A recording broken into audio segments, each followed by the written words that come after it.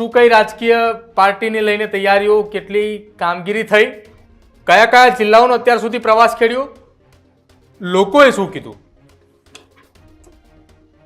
અત્યારે તમે જેમ વાત કરી કે અમરેલી જિલ્લામાં એક બેઠક થઈ છે અને કચ્છ જિલ્લામાં બેઠક થઈ છે અને આવનારા સમયની અંદર એક પોરબંદર જિલ્લામાં આવનારા સમયની અંદર અલગ અલગ જિલ્લાઓની અલગ અલગ આગેવાનોની જે બેઠક અમારી થઈ રહી છે.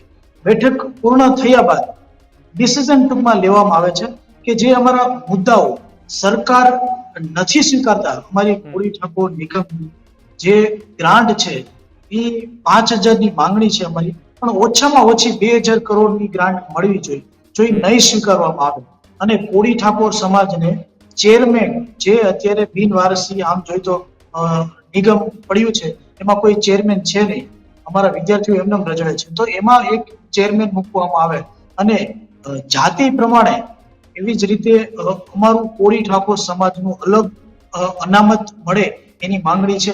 આ હરેક મુદ્દાઓને લઈ એક પણ મુદ્દાઓ જો ધ્યાનમાં લઈ એક પણ મંજૂર નહીં કરવામાં આવે તો જ ની આખું પ્લાનિંગ છે. જો કે અત્યારે જે રીતે ચર્ચા એવું હાલી છે એ પ્રમાણે અમને એવું દેખાતું નથી, એટલે તમામ તૈયારીઓ અમારું જે કોળી ઠાકોરનું જે સંગઠન છે એ રચાઈ ગયું છે. મતલબ એવું તો જાહેરાત તો છે જ અમારી કે જો કોઈ પાર્ટી, અમારો સમાજનો કોઈ પણ નેતા કોઈ પણ જગ્યાએ ઉભો હોય અથવા અમારા સમાજને એ નેતા કામ આવતો હોય અને સારી રીતે ગરીબ લોકોને પણ ધ્યાન દેતો હોય તો આ જે સંગઠન છે કોળી ઠાકોર, એ સંગઠન એની સાથે ઊભું રહેશે.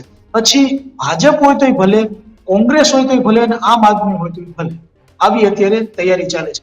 બીજું કે જે પોલિટિકલ પાર્ટીની જે અમારે નામ જાહેર કરવું હતું એની એક આખી ટીમ હજી અમારે જિલ્લે જિલ્લે બેઠક ચાલે છે.